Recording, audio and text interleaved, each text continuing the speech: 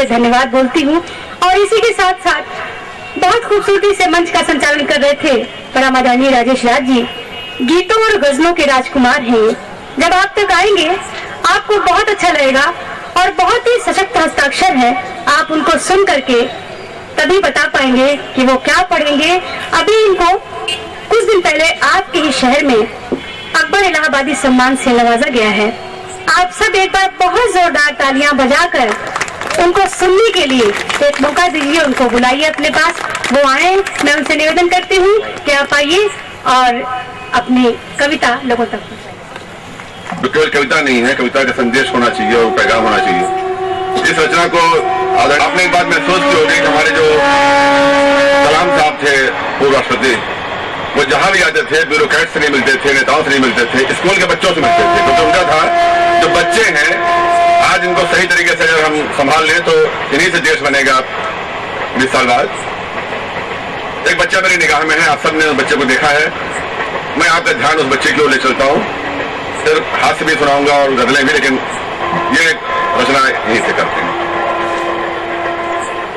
जो ढोर चराता डोल रहा, जो घास का गट्ठर खोल रहा, जो ढोर चराता डोल रहा, जो घास का गट्ठर खोल रहा, जो हाट में चीजें तोल रहा, जो बेटा किसी किसान का है, ये बच्चा हिंदुस्तान का है, ये बच्चा हिंदुस्तान का है। जो ढोर चराता डोल रहा, जो हाट में चीजें तोल रहा, जो घास का गट्ठर खोल रहा, जो बेटा किसी किसान का है, ये बच्चा हिंदुस्तान का है, ये बच्चा हिंदुस्तान का है। वो नहीं खिलौनों से खेला, वो नहीं खिलौनों से खेला, वो क्या जाने सर्कस मेला, वो नहीं खिलौनों से खेला, वो क्या जाने सर्कस मेला, छोटा पर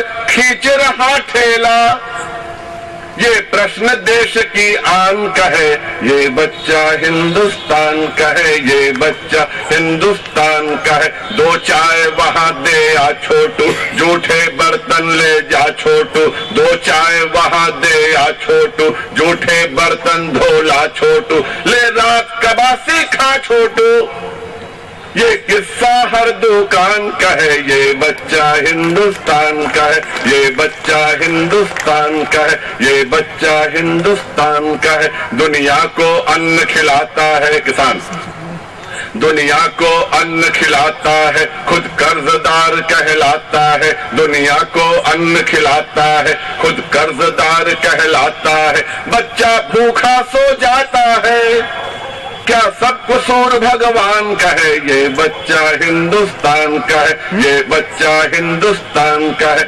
इसको पढ़ने का अवसर दो, आगे बढ़ने का अवसर दो, इसको बढ़ने का अवसर दो, आगे बढ़ने का अवसर दो, सपने गढ़ने का अवसर दो।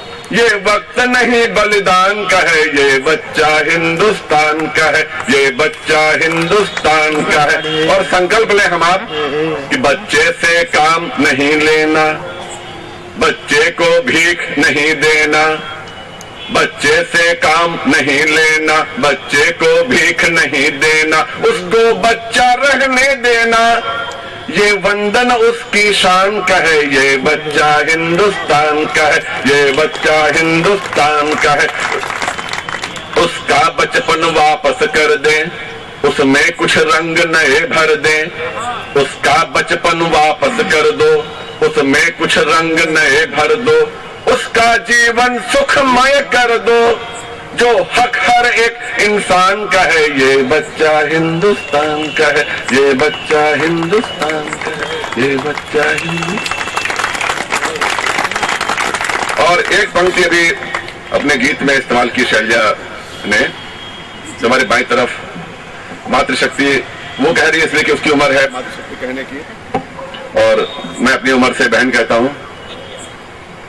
और एक विचार मेरे मन में आया कि किसी भी पत्नी की सुरक्षा का जो दायित्व होता है पति के ऊपर होता है। और अगर एक ही पत्नी हुई है पूरे इतिहास में जिसके 5 पति थे, यानी 5 गुने प्रोटेक्शन उसको मिलनी चाहिए थी, लेकिन सबसे ज्यादा अगर कोई बेइज्जत हुई इतिहास में तो वो पत्नी हुई। वहां से मैंने एक गीत लिखा है जो केवल बाई तरफ के लिए है, लेकिन वो आपके घर में भी क्योंकि वामांग उपस्थित है इसलिए वहां भी जाएगा आपके माध्यम से। प्रतिदिन छपता ये समाचार है, नारी होती अत्याचार की शिकार है। आए दिन होता जो ये दुराचार है, नारी खुद भी इसके लिए जिम्मेदार है।